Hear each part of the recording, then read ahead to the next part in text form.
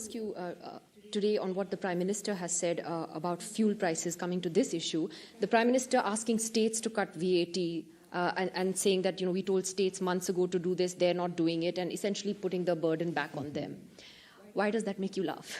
Because it's a completely unacceptable suggestion.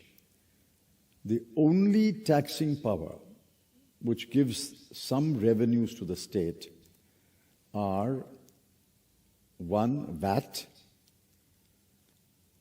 and excise duties on liquor. The rest are pretty irrelevant taxes. Property taxes go to the municipality. Entertainment tax goes to the municipality. The state's own revenues are really made up of VAT and excise duty on liquor. Now, why would a state give up the power to tax, power to impose VAT, when the record and the history of the last 8 years makes them distrust the central government? This government has run the GST Council in an authoritarian manner. The GST Council is not run in a democratic manner. It is using its voting power to bulldoze, and that's the word of the day, or the flavor of the month, whatever. Flavor of the month. Bulldoze the non-BJP opposition. Number two, this government has not kept its promises about sharing the GST revenue.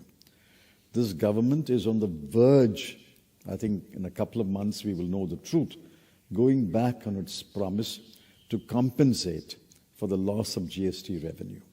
The loss in revenue as a result of switch over to the GST. So originally, it's a trust issue between central and states, or that states just can't afford to lower VAT?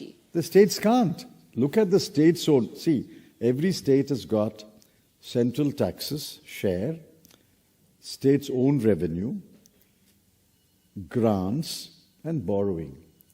The proportion of state's own revenue, SOR, as a proportion of the total revenues of the state is dwindling.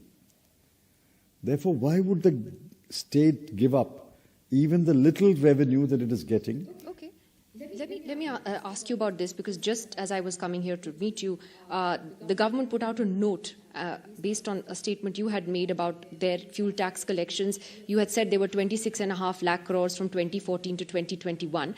However, they have said that the total development expenditure by the centre was a whopping 90.9 lakh crores. That includes 26 lakh crores in the form of capital expenditure to modernize infrastructure and to create productive assets, and therefore that you, Mr. Chidambaram, have missed out basic data points. I have not missed out anything. Look at my tweet. The tweet was on 12th of April. I'm glad they woke up after 15 days, be that as it may.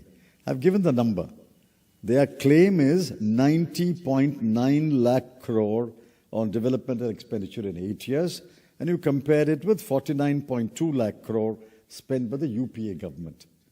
Wait for the next 8 years. It'll be more than 90.9. And the next 8 years, it'll be more than that number. This is a no-brainer. The total budget increases every year. The total expenditure increases every year.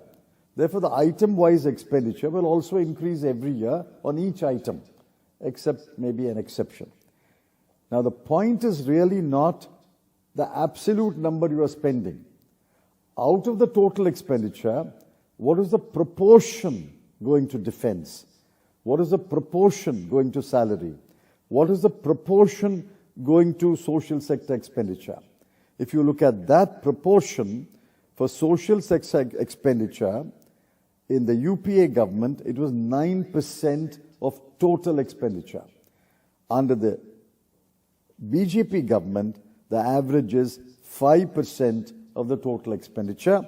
And I've got the graph from the same page. This graph has been constructed from the same page of the RBI report, which the Finance Ministry is relying upon. From the same page, I've constructed this graph.